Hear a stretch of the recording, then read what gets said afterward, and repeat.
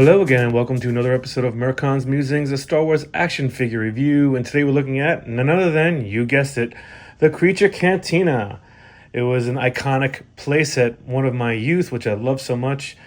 And this is not my original one. I purchased this. This is an original base. This is a repro backdrop. And then this is a repro door. Obviously, the color doesn't match, but I did love this playset so much. So let's get into the history of this playset. So this playset, the Creature Cantina, was an action playset released in 1979. It was seen in the catalogs in 1978. This is a classic vintage toy that allows fans to recreate famous scenes from A New Hope. Looking at this now, you can see it's small. It is very small. This playset is pretty awesome. It had a lot of play features. As you can see, they have lots of pegs for people's feet, but there's two action levers. So this one is here in front of the bar, and this other one is here back where the Han Solo Greedo encounter happens, and then this one is where the Obi-Wan Ponda Baba encounter happens. So these action levers will make the action figures fall. I'll go into those later on in this video. I'm going to give you a description of the box. So the front and back face of the box has a boy playing with the Creature Cantina playset. He's using the interactive action lever to have Han Solo shoot Greedo, just like the scene from A New Hope. At the bottom of the front face of the box, it lists the contents. Plastic base with two battle action levers, opening front door, circular bar, and chipboard backdrop, with pictures of the Star Wars Cantina band. Assembly required, action figures not included. So this is the famous chipboard. I don't know why I call it chipboard. It was cardboard, but I guess they called it chipboard back in the 70s. And I always loved this because at the time, Kenner only had 4 Cantina aliens: Snaggletooth, Hammerhead, Walrus Man, and Greedo. I like this because it had other aliens, even though they weren't actual figures, but you could see them in the playset, which I thought was really cool. Also, I really like the fact that it had a lot of space, even though, like I said, this is a very small playset.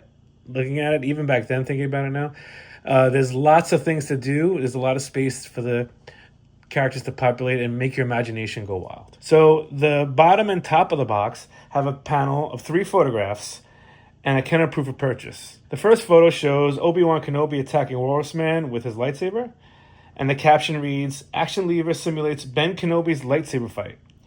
And the second photo shows R2-D2 and C-3PO trying to leave the cantina through the door, and the caption reads, "Remote button on the floor opens the cantina doors." So these doors, there's a button here, and if you press it, the doors would open, but they had this rubber band thing around the doors.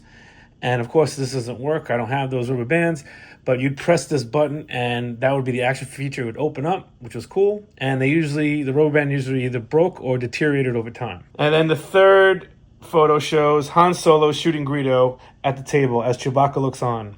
The caption underneath the photo states, "Rear action lever simulates Han Solo blasting the alien Greedo with his blaster pistol." Those are the main features of this playset. So with that said, we're going to take a look at this playset. I'm going to populate it with action figures so you can see all of the really cool things you could do with it. So now I want to populate my Creature Cantina with some action figures and show some of these action features of the playset. So we have Greedo.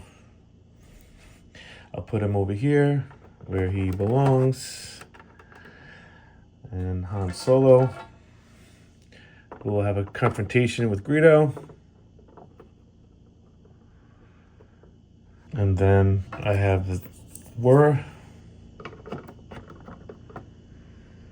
And then the other 3 Cantina aliens from the original run of Kenner have to be in this as well. So we have Hammerhead,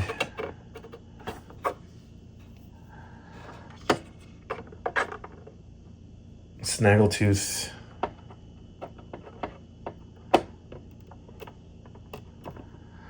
of course Obi-Wan Kenobi, because we need him, because he has to have the showdown with Walrus Man.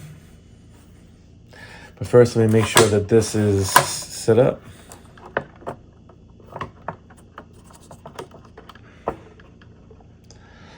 And Dr. Evazan from the Retro Collection, which I like a lot. And of course, we need a Sand Trooper. Actually, this is getting too cluttered. So let me move Snaggletooth over to the other part of the Cantina, so where he can enjoy watching Han Solo and Greedo. So once again, now you can actually see how small this playset really is. And I still love it though. And now I'll use the action lever to gently hit Walrus Man into Dr. Evazan.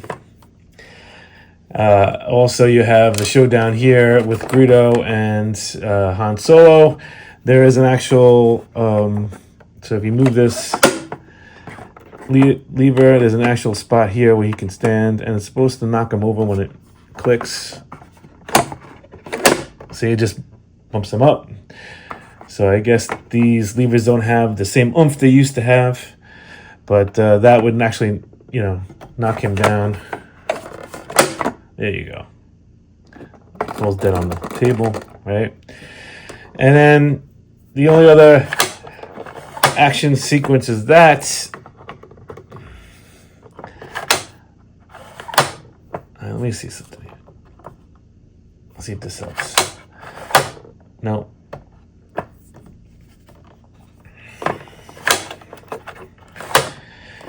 I remember this being a lot more fun. Anyway, I still love it. It's a really great playset.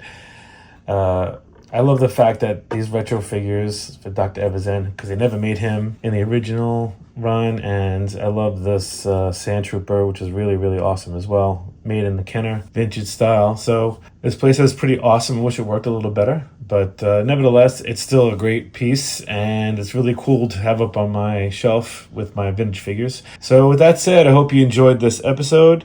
If you did, please hit like and subscribe, and I'll see you next time with a new episode. Thank you very much.